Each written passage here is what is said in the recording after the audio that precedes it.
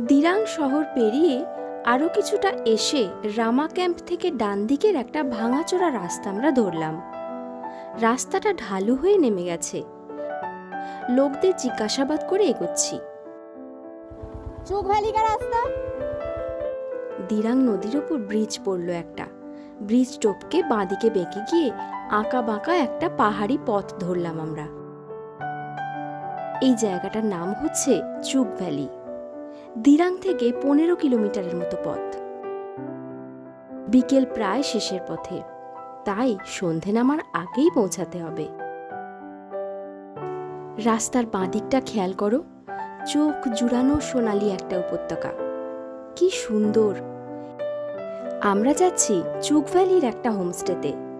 আজ রাতটা ওখানেই কাটাবো।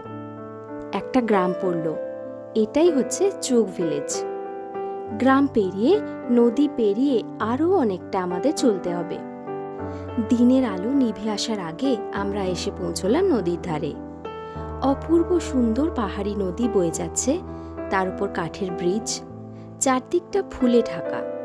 পাহাড়ি নদীর মিষ্টি আওয়াজ।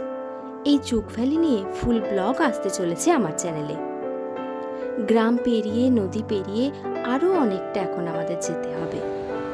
রাস্তা পুরো অচেনা, তাই অন্ধকার নামার আগেই আমাদের পৌঁছাতে হবে।